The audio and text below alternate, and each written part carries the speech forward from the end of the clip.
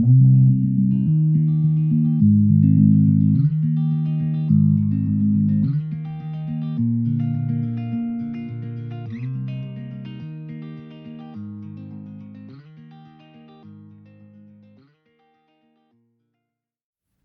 hello, friends. Welcome back to our podcast. Happy New Year 2025. Wishing you loads of success and calmness and peace of mind and positivity along the way in your lives, in your work environments, in your personal lives, etc., etc. As you can tell, I have a little bit of a cold. I have survived COVID for the second time in my life. Uh, Not to make it sound melodramatic, but for those who have suffered or survived COVID, I'm sure you know that it feels like a little bit of hell. Um, I was sad to have experienced it right after Christmas, which means I didn't get to hug my family midnight, and that is kind of a big deal to me. I was secluded to my room to make sure that I kept my family and loved ones safe. And it was an effort that paid off as no one else in my home got COVID. I did get someone with a cold, but after numerous daily tests of COVID, it seems to just be a really strong cold, not COVID. So grateful for that. Um, and there's a lot of topics that I wanted to cover even last year, but just wasn't able to do so. Feeling very drained with very little energy. Just today, I started to get my energy back. And I apologize if every now and then I have to pause to get a drink of water or cough. But one of the things that was the saddest, I actually made a quick post about on my LinkedIn channel. I know not all of you are in there, so I wanted to talk about this briefly and make it really the subject of today's conversation. And it is taking care of ourselves. Um,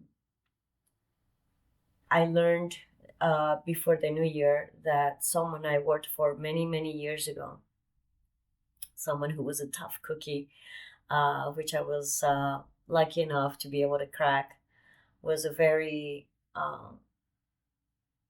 good hearted person, a woman who meant a lot to me. She was my boss, but through the years, I learned to care for her as if she was part of my own family.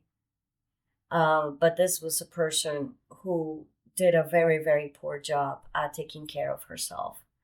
And my conversation is not to point a finger at anyone, but rather the opposite, but more like rush those of you who are really poor at taking care of yourselves to please do so. The fact that I got COVID already says that my immune system was lowered, even though I have been vaccinated for everything. The fact that my immune system was weakened is a conjunction of many things, not just from having to commute to New York City and having to take mass transportation and managing as best as I can around people who are coughing and sniffling without a care in the world for the person sitting right next to them. But also, it talks about my own stress level.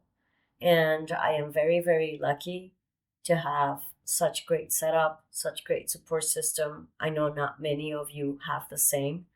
I know there are a lot of people who not only don't have a support system, but who have to have multiple jobs to be able to care for their loved ones. Um, so it doesn't go unnoticed by me, who happen to be in a similar situation, that caregivers really need to take better care of themselves. We take a great toll. And going back to this person I used to work for, she was the person who would be more caring and careful toward other people's for other people's well-being than her own. Um, she was far from being a martyr, but she would really not be good to herself.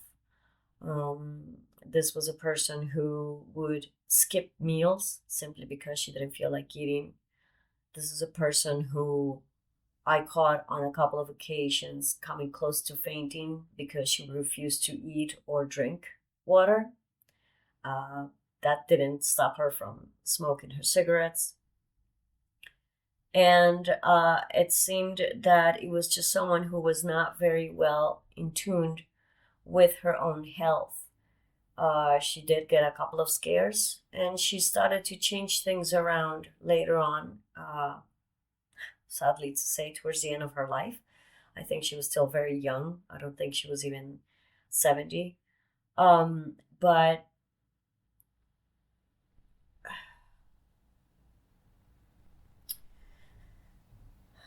I don't think it was enough care. Um, I remember her having some situation with her colon while we were at work, and I remember that she had a surgery, and she came out good from that surgery, but she still continued with poor eating habits. And this is someone who I don't think was very fanatic about vegetables or fruits, if ever. Um, to her, a piece of pineapple was an exotic fruit. Coconut water, which I tried to give her once to raise her electrolytes, she spat like a little kid, which was, of course, excuse me, cute, but nonetheless, when it came to food, it was like dealing with a child who didn't want to eat her vegetables. It was like a fight, and so it became a conversation, a topic of conversation. Have you eaten today? Have you had water today? And her having to call with her tail between her legs and saying, I almost passed out at the grocery store over the weekend, and turns out I hadn't had a single glass of water. And of course, I thought of you. And what would Lena say? And what would Lena do? And she would nag me and stuff. So after not being in constant contact with her, it's been years since I have seen her, I think at least 3 years. I learned after being back in touch with her, it became a habit for me to call her every week, at least once a week, to check in on her. And I learned that she had a couple of scares where she wasn't eating enough, and she ended up having to go to the emergency room. And that's apparently where she finally learned her lesson and started eating at least 2, 3 meals a day. And, everything was looking up and up. But I learned 2 days after Christmas that apparently she had more problems with her colon. It seemed, if I'm not mistaken, that she had a perforated colon, underwent a very extensive and intricate surgery, and unfortunately did not make it out. She was on a ventilator and didn't make it out of that. And it was heartbreaking because she died on Christmas Day. I learned about this because I was going to call her. I wasn't feeling well. I was just starting to develop COVID symptoms. And like a little inner voice said to me, give her a call. Like, don't wait, just give her a call. And when I called, a very similar voice answered the phone, but it wasn't her. And I knew it wasn't her because of the way she picked up the phone. She would always start with some kind of cute comment like, well, there you are, or Merry Christmas to you and your family, or something like that. It was never a hello. So I knew it wasn't her. And her voice was very similar to her own, but it was a little different. Her pitch was different. And of course, there are the words, who is this? um, that welcomed my phone call. And I knew right then and there that something bad had happened. And this is someone who underwent a horrible amount of hardship in her life, whether she would say so or not. I don't think she would. She was very good at holding herself strong, not complaining, being a um, quiet in her own mind. She was actually very outspoken, but more like, what's the word I'm thinking of? Stoic. She was stoic. She didn't want to complain about how she felt or the challenges that she has chosen. So, in order to respect her privacy, I'm clearly not divulging the person's name or any real details. But I will say that this is someone who overcame a lot of challenges in her life. A professional woman, um, very, very intelligent, capable, educated. Um, she had the patience that I don't think I'll ever be able to attain in my life. And I say that with a sadness because her challenge for me was always to help me improve my abilities to be patient. And she helped a great deal. I have learned a lot. I continue to learn a lot. And I continue to grow and change, uh, progress, I guess. But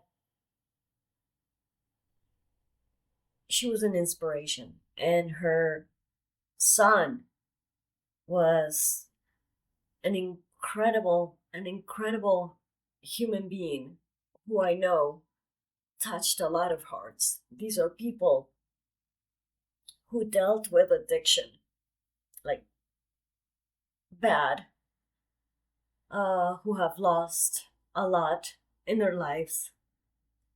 And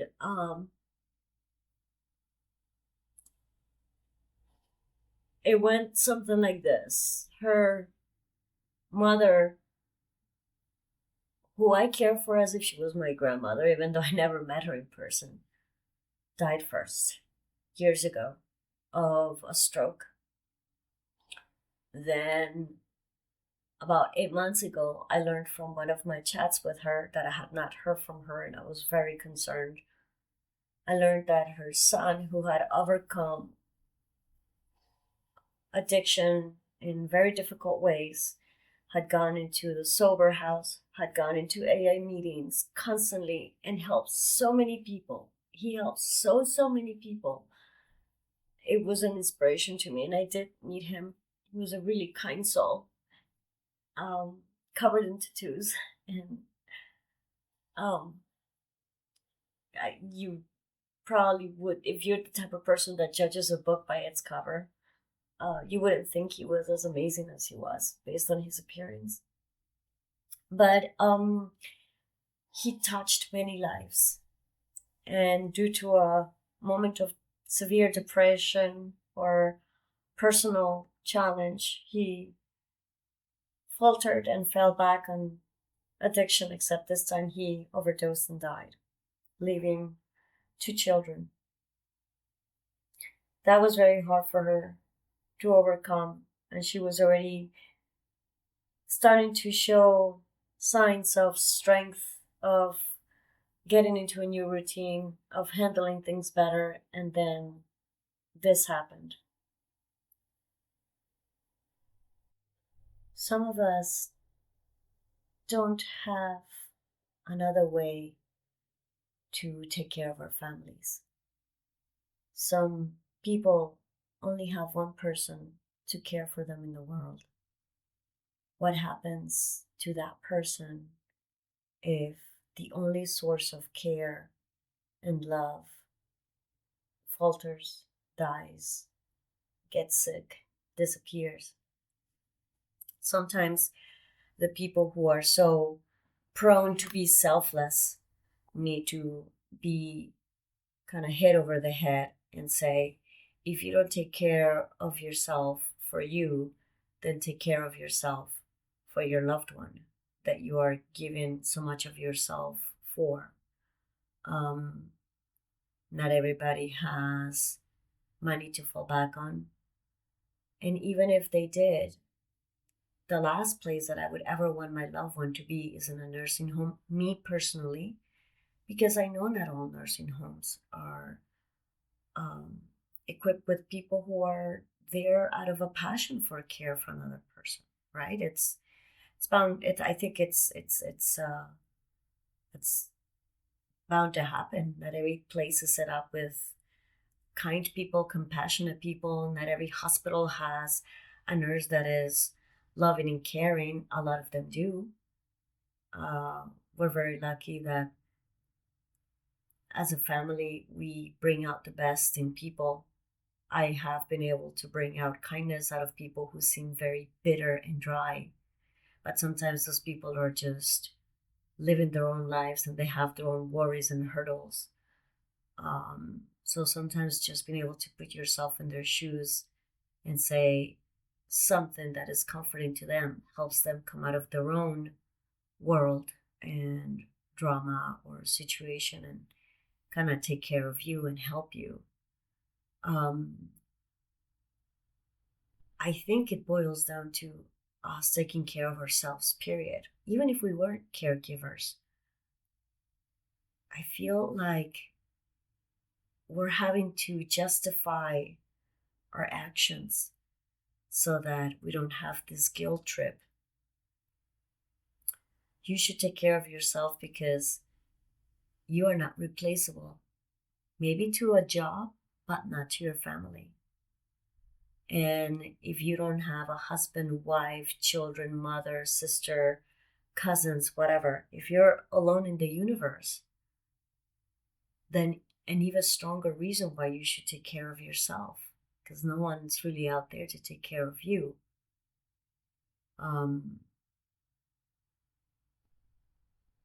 I think meditation, yoga, eating healthier, that doesn't mean no partying. Like to me, partying, I should disclose this, is eating naughty, eating dessert, having a glass of wine. Uh, that to me is partying. The drugs and stuff like that is not my cup of tea. Never has been. But I think that you should find a way, a mixture of whatever that is that works for you, that leads into a more healthier lifestyle and healthier way of being and appreciating yourself. If you are a person who happens to have a tendency to attract addictive or toxic relationships, um, find a way to help yourself get the self-esteem that you should have so that you can love yourself and take care of yourself. Surround yourself by input from people, places, podcasts, movies, documentaries, books, whatever it is, source of information. There is no excuse now in the world. Since the internet came out so many years ago, we have so much information at our reach. There is no reason why you can use a lack of resources as an excuse. It's better to say, I'm in a self loathing downward spiral where I don't care to come out of. At least that has some sincerity to it. Than to say, I don't have the means. There's freaking YouTube, there is Spotify, there is all these other channels. There's there are support groups and places where you can just come out and say, I feel like shit and I don't feel like getting out of this shithole, but a part of me wants to. Or I really want to get out of this rut, but I think I'm comfortable here. And a part of me needs to get out of it, but another part is so comfortable being here that I just can't seem out of it. And that's okay. But you honestly think you're the only one? You think you're the only person who's been depressed or who has had to overcome a difficult situation? There's so many levels of pain. There's so many levels of challenges. There are so many levels of disappointment. But there's also so many levels of beauty and happiness and joy. And sometimes when nothing else cheers you up, helping someone else is the trick. If it doesn't work for you to make you feel better for yourself, at least it helps the other person. There's a reason why they have even included caring for a pet in some prisons, because it gives the prisoner a sense of worthiness and a sense of accomplishment and something to look forward to, something to do, a different focal point rather than themselves, their mistakes, their crappy situation in life. There's ways to help yourself, and there may be places where all you need to do is say, I'm having a negative moment, I'm having a dark thought, I'm in hell and I don't want to get out of it. Sometimes nobody's going to help you come out of it, but they may be okay just letting you say that. And sometimes all you need to do is say that. And if that's too much to come to grips with, then sit with it. Sit with the feeling. Um, Eat, for crying out loud. Eat. We're moving forward.